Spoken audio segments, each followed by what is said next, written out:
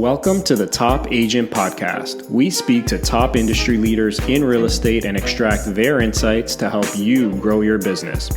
This podcast is powered by Web for Realty, the leading provider in real estate marketing tools. As our way of saying thank you to our listeners, we're offering an exclusive 2-month free promo to the best IDX websites, CRM, and email marketing tools in the industry. Just go to topagentpromo.com to claim this exclusive discount, no strings attached. If you're looking to attract leads, build relationships, and close more deals, go to topagentpromo.com and get started.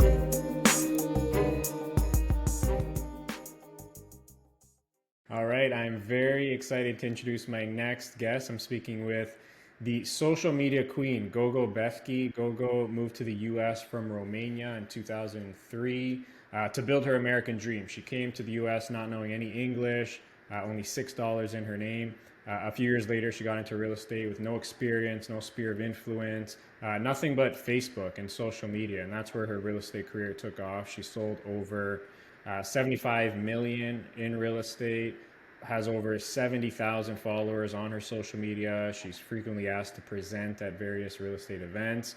And Gogo has a team of over 400 agents worldwide where she's committed to improving their business through the power of social media.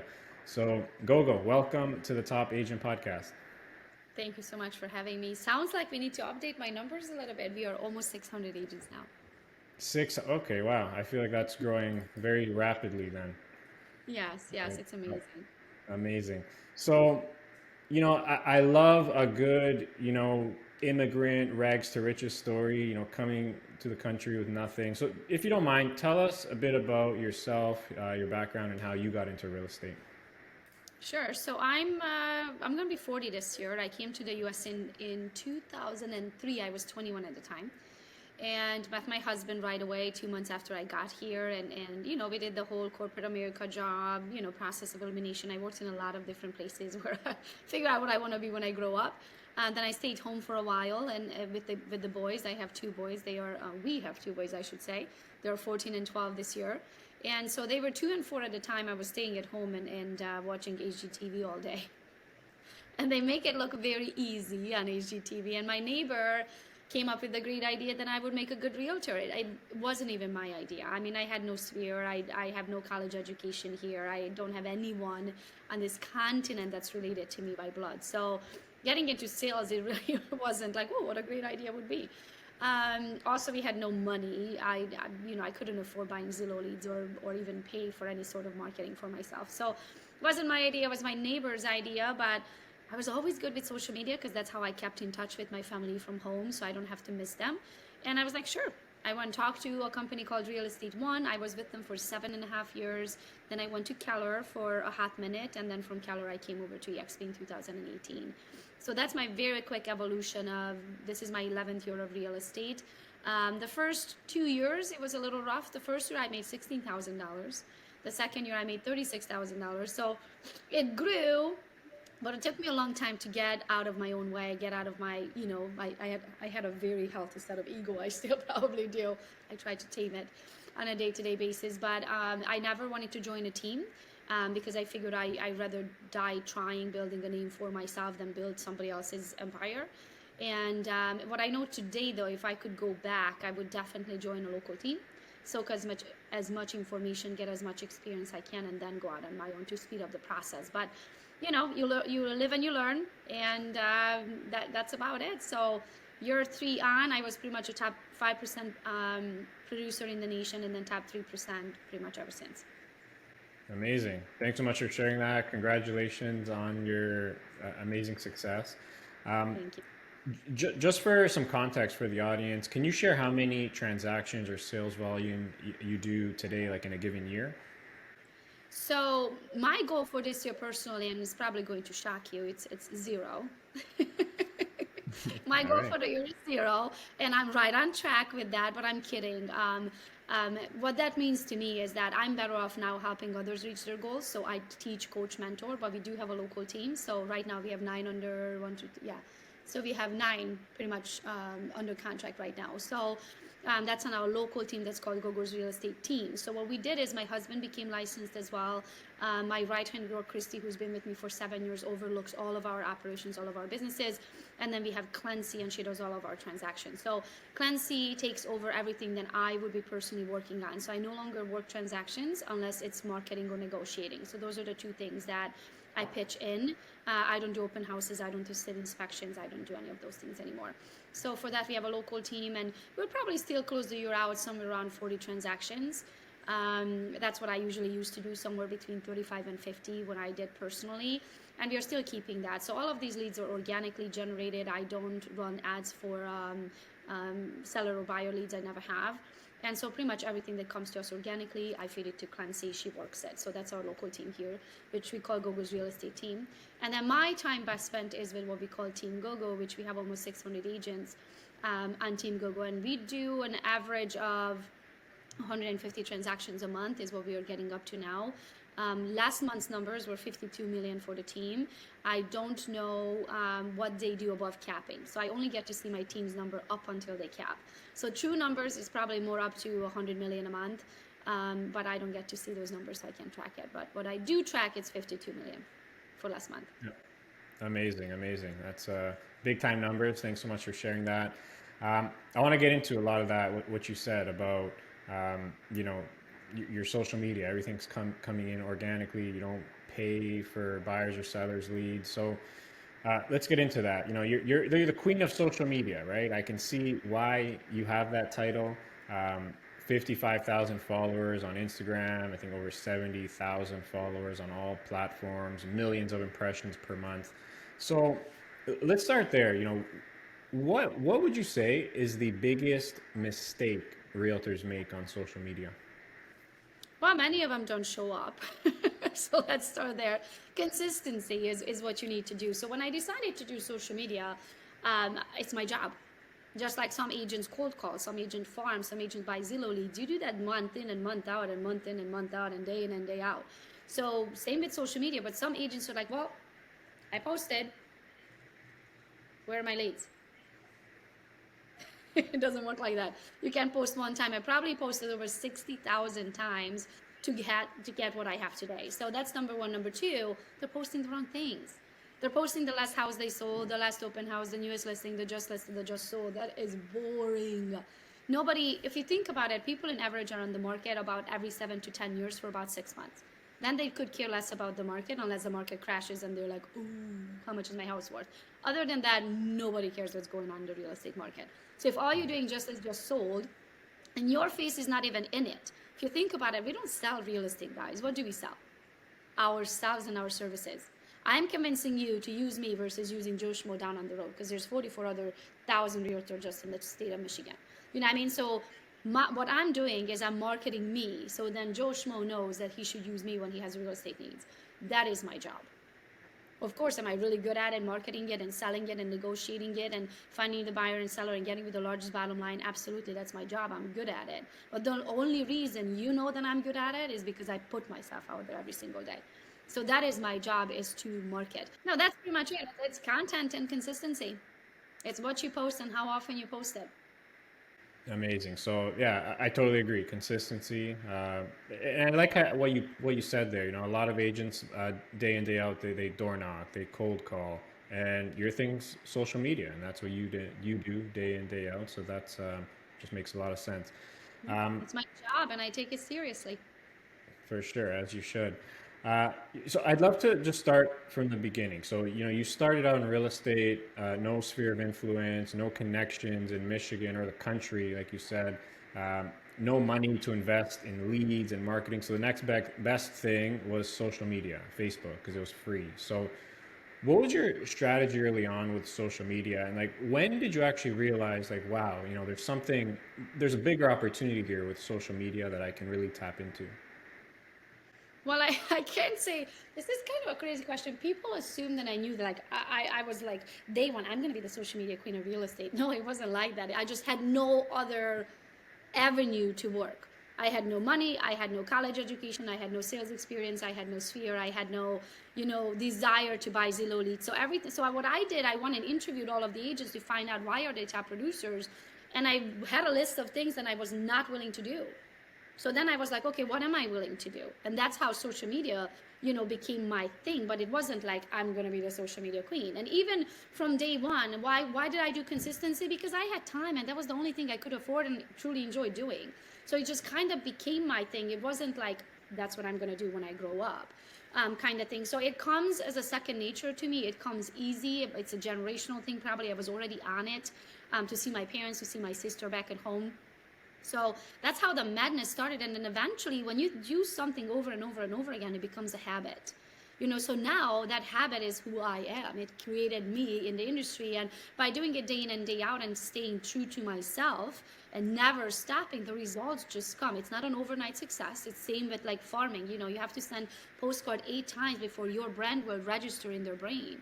So the same thing with social media. I have to post all the time. So then when you see it, you might not care anything about the real estate market, but when you're scrolling up, you're like, oh, there's that Gogo chick again. She does real estate. So my job is to remind everybody of what I do. And that's how, if you do that right and you do it consistently, year in and year out, you would just become the expert. And now agents come to me and ask me where back in the past they used to make fun of me of like, oh, there's Gogo again. She's taking another selfie. And I always knew, and maybe that's that thing too. I always knew, I had that gut feeling, and this is what I need to be doing. I knew it was the right thing for me. And then now, fast forward, doing it for 11 years, now they call me the social media queen, and I'm #1 in the state of Michigan. But sometimes you have to, and number 16 in the whole country, I guess, out of all realtors. But sometimes you kind of have to go against the grain to be a trailblazer. If in order to make a name for yourself, it's something that's different. You kind of just have to stick it out. And I I agree. did. Yeah. I could care less of what people think. I always been that way. Like, I don't care what you think. I knew these photos, when they were making fun of me for taking selfies, I knew these photos are going to pay the bills one day. Love it, love it. I want to tap into a lot of that. But so you started out at 2011 in real estate. Obviously, a lot has changed since then in regarding to social media and the internet. From the way people consume information. New platforms that are coming out, algorithm changes. So looking back over the last 10 years, because I'd imagine like social media and just like getting the reach 10 years ago was a lot easier than it is today, perhaps. Maybe I'm wrong. But what has been the biggest change with social media that you've had to adapt to over the years? I actually think it's the other way around. I think it's much, much easier now. So when I was probably the first one who had a Facebook business page in like the state of Michigan out of realtors, like I just knew I want to take my business like seriously. My business is my business, my personal is my personal. So when I talk Instagram or Facebook and LinkedIn, assume that I'm talking business pages. I don't do business on personal. Okay. I don't shove Okay. down on my friend's throat and my parents' throat that now suddenly I came up with this great idea. I'm going to be a realtor, and now everybody should just start hearing local real estate market tips. Like, shoot me now. I'm bored just, saying it out loud. So I do everything on my business page. So I started originally my Facebook business page. And to be honest with you, I think it was much harder then because nobody even knew what the heck was a business page or how do you follow a business page. You know what I mean? So I think it was different then than it is now. Um, and then eventually I just took my party over to Instagram, and that is my platform mostly. So I post everything on Instagram, and then it automatically feeds over to Facebook, and then I have a virtual assistant who feeds everything over to LinkedIn as well. So I do believe that you should use all platforms, including YouTube. Only reason I personally don't use YouTube just now is because I just don't have the time. But we are definitely working on that as well. So all of these 4 platforms, TikTok and Snapchat is not my thing. I think the audience is too young. And there for me, and it's just not my style. I'm not that jumpy up and down kind of artistic person. It's like if I have something to say, I grab the camera, I say it, I shoot, I post it, I'm done, I'm moving on. The next thing. So I'm not artistic like that. So those platforms they don't do anything for me. But absolutely, you can use any of these platforms, and you should use any of these platforms and see where you fit in the best. They all work a little bit different. And as you said, the algorithm and things change, of course. I mean, what I did back in 2011 versus what we do today, it's a totally different animal. But the thing is, when you're using it every day, it's not a huge change. Like right now, like looking what we have today, looking back to 2011, it looks like a huge jump. But it was incremental little changes during, as we got through time. It's like, oh, now we have IGTV. Oh, now we can do live. Oh, we can do swipe up. Oh, we can do, I'm like, so all of those things changes come in incrementally, I guess. And you just kind of like, I'm that annoying 3-year-old of like, ooh, what is this button? What does it do? What happens if I push the button? And that's how you kind of figure it out. Like, Instagram didn't call me or Facebook didn't call me and said, hey, Gogo, here's a special SOP just for you. This is how Facebook works. No, like I got on there like an annoying 3-year-old and I pushed every button. And I think that's what people are too scared of, like, well, I don't know how it works. Well, push the button and see what happens. I love that. You're right. You just got to That's do how it. it is. Yeah. I was gonna say, I think too many people now are what I call like headline readers. They just read like a headline or like something that they heard from somewhere, and they just assume that that's just what it is without even trying it or tasting it. So, um, yeah, totally agree. Love that. So you mentioned Instagram. That's your main channel right now, right? That's what you Yep. primarily. So I'd love to dive into your like Instagram strategy, like what you're doing. So I follow you on Instagram. That's how we connected. And I just feel like whenever I go on Instagram, like you're always there. I feel like I'm always just seeing you in the stories or whatever, which tells me clearly that whatever you're doing is working amazingly well. So let's talk about that. Like, how many times a day do you post content on Instagram? So into my feed, so there's two different ways how you want to post. You want to post to your feed, which is what I call your storefront. That is the photos and videos you see when you go to someone's profile. Those photos and videos are on there forever unless they remove them. So that's your feed. So to my feed, I post once or twice a day, but never more than that. You don't want to do more than 2 times a day into your feed. Into my stories, which is the way you watch someone's stories. When you go to their profile, you click their little icon photo or the profile photo, and the stories are kind of behind it, or the stories will show up in a row up on the very top of your Instagram, and then you can kind of just go through anybody's story. So I do anywhere from 10 to 14, maybe even more stories a day, maybe somewhere between 10 to 20 stories a day, a minimum of 10 though. So if you think about it, I probably post about, sounds like a lot, about 25 times a day. But these are little, sometimes it's a picture, sometimes it's a 15-second video. You just want to allow people to get to know you. When they get to know you, they trust you or love you. When they love you, they trust you. When they trust you, they'll buy whatever you're selling. So that your job is to get to allow, actually to allow them to get to know you, allow them to trust you. So then if and when they have real estate needs, they wouldn't go anywhere else but you. Love that. So Yeah. I want to get into that, like the stories and posts. I'm noticing people aren't doing posts as often as before. Like, is there a reason for that? Can you talk about stories versus posts and why you're doing more stories over the posts on your feed?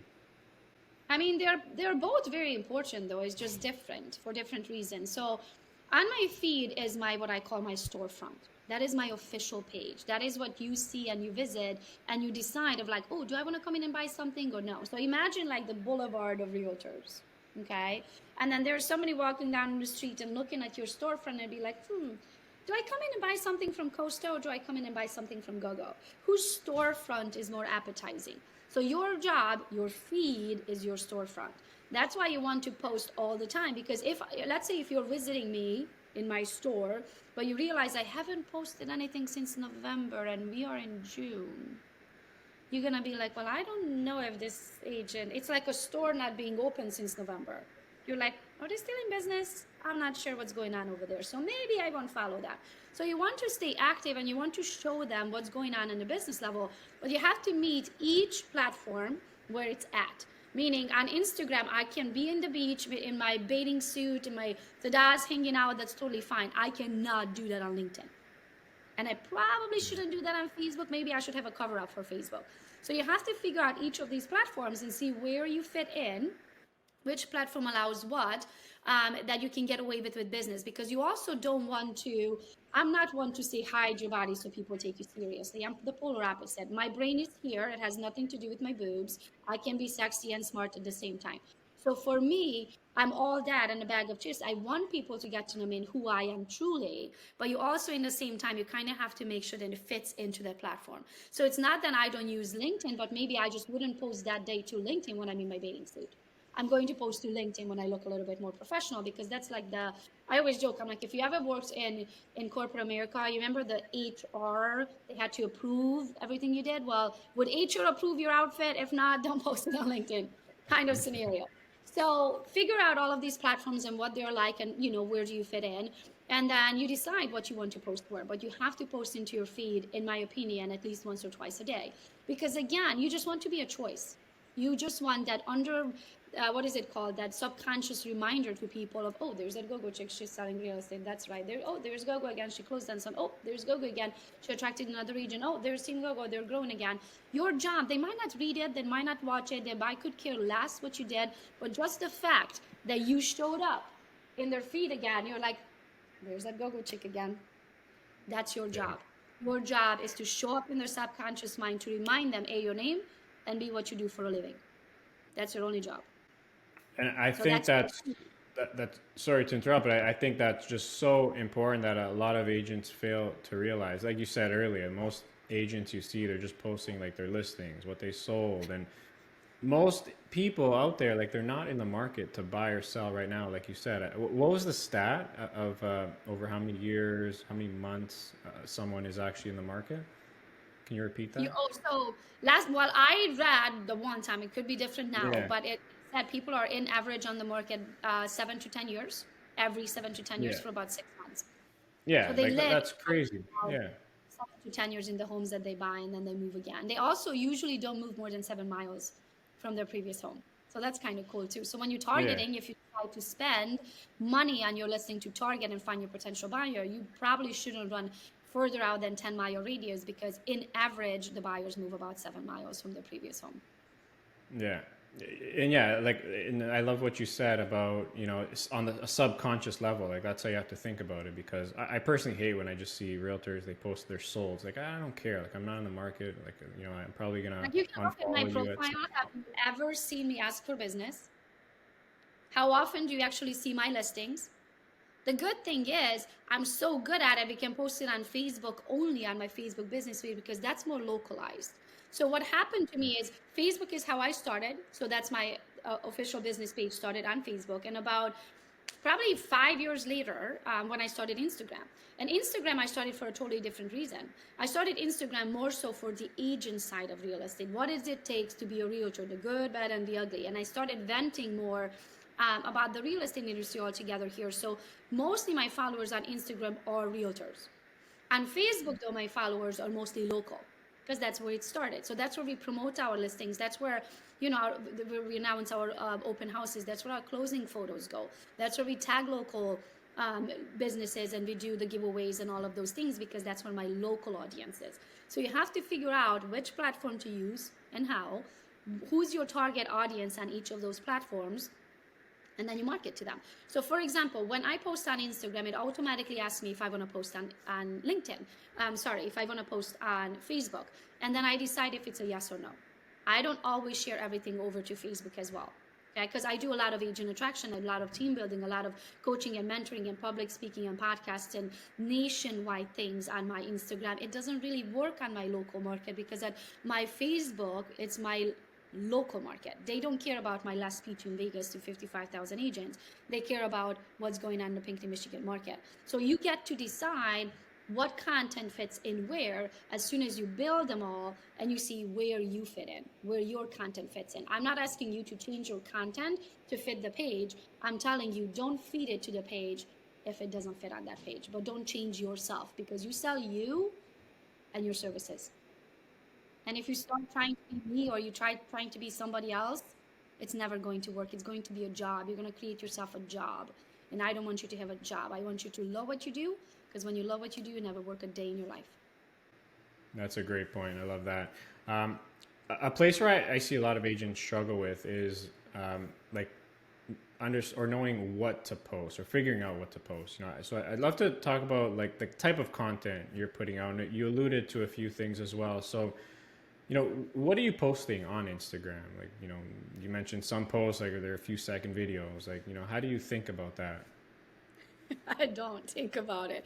This is where people overthinking, like, I don't know, what should I post today? What are you doing today? I don't know what you're doing today. Look at your calendar and be like, oh, at noon I'm attending the Livingston County.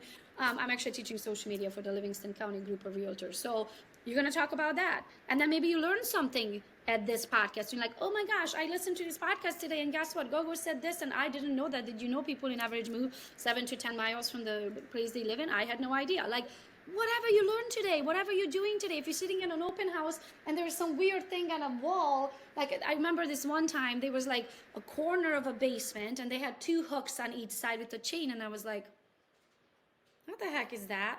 So I took a picture of it and I posted it into Facebook. And it was probably the most activity my Facebook account has ever seen. Like those kind of, like, what is going on in your life? What are you doing today? What are you doing for yourself, for your own education? What are you doing for your clients today? Is there something that hitting on the market? Is inventory high? Is inventory low? Did this just gorgeous, cute little A-frame lakefront property just hit the market? Is anybody looking for one? Like, I don't know, anything that crosses your mind, put it out there. I was hoping you'd give an answer like that, and that's the point. Don't overthink it. Just like Don't overthink it. Like, again, this is yeah. my office right here. Wherever I go, this goes. Literally, I can run multiple multi-million dollar businesses from this gadget. It's like creating your own TV show. You're out there doing something, grab it out of your back pocket and take a 15-second video. Or like I went on a walk yesterday and I was like, did you know that nature is always neutral? It's going to put you back in your neutral. So if you had the shittiest day, go out in nature, take a walk. By the time you get home, you're going to be back to normal. Just like your body's pH. Your body always works very hard to keep you at a normal pH, always work very hard to keep you at a normal body temperature. Like all of those things, our bodies work very hard. There is a normal, believe it or not, describe normal in human, but there's a normal range in nature. So if you want to be back into your normal range, into your regular pH, go out to nature. It will put you back to normal. So it's just depending what's on my mind, but your goal is to help others. So if you learn something today, help another human so they don't have to go through that life challenge. Because everything we learn that actually sticks, it usually comes with a life lesson. And I rather people learn from my life lesson instead of having to go through it. So that's what I share. I share absolutely anything that's happening, anything that I learned today, anything that I can help another human or another fella in this real estate industry to reach their goals faster so they don't have to learn it the hard way. That's what you need to do. Anything that would help your client's bottom line, anything that will help someone maybe make the decision that it's time for them to sell. Great answer. Great answer. I love that.